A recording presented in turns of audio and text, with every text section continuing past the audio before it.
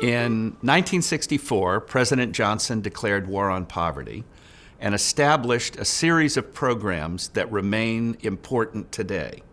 These include Head Start, food stamps, Pell Grants, Medicare, and Medicaid. Yet poverty remains high, and many people argue that the war on poverty was a failure. The problem is not the war on poverty, but what's happened in the economy over the last 5 decades. In the post-World War II era, when the economy grew, the wages of everyone tended to grow at about the same rate. Benefits were trickling down to most workers, but many people were being left behind, and the Johnson administration realized that they could make headway in reducing poverty if they built on the growing economy by enhancing social programs. And we saw falling poverty rates. But since the early 1970s, the economy has generated more poverty. Instead of a rising tide lifting all boats, we have an economy in which mainly the elite, highly educated, and particularly the very rich, have gained most of the benefits. One way to see how the economy has changed is to look at trends in the median earnings of full-time workers. And in this chart, particularly if you focus on what's happened to male workers, you'll see that from 1960 to 1973, earnings were going up.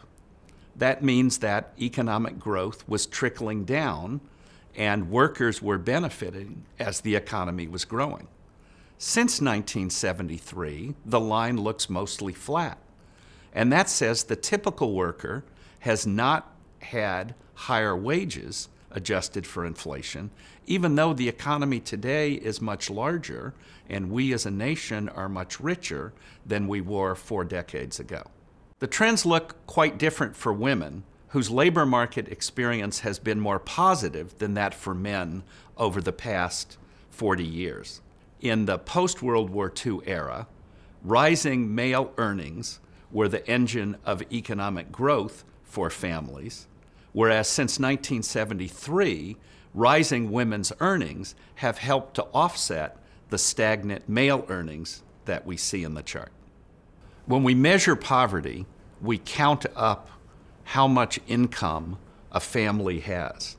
And that income includes income from earnings and other market factors such as rent or dividend or interest, but it also includes government benefits.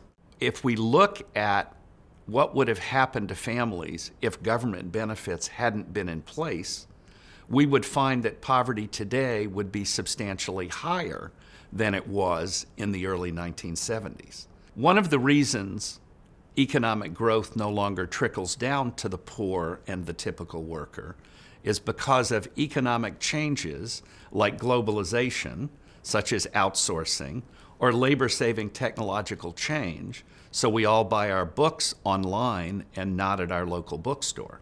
These changes are going on in all the major economies. But in the US, we've also had some government policy changes which have negatively affected workers.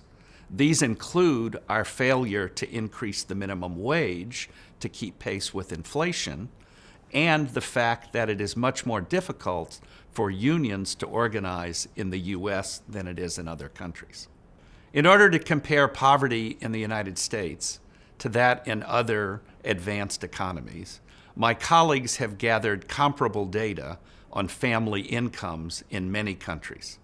So market income poverty, the blue lines in the figures, are quite high for all the countries. However, when you look at the red lines are much lower for the Northern European countries than they are for the US, because those countries do more to offset the economic changes that have affected poverty. They have higher minimum wages, they provide more benefits to the unemployed and the poor and the working poor than we do.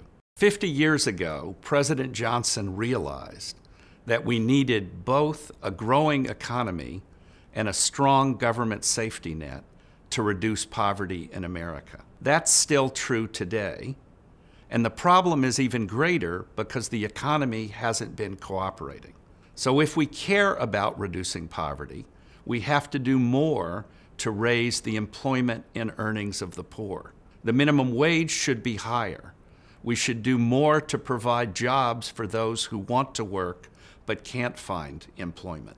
And we particularly should go back to one of the original goals of the War on Poverty, to do more so that the children of the poor can get education, and these days that means getting a college degree.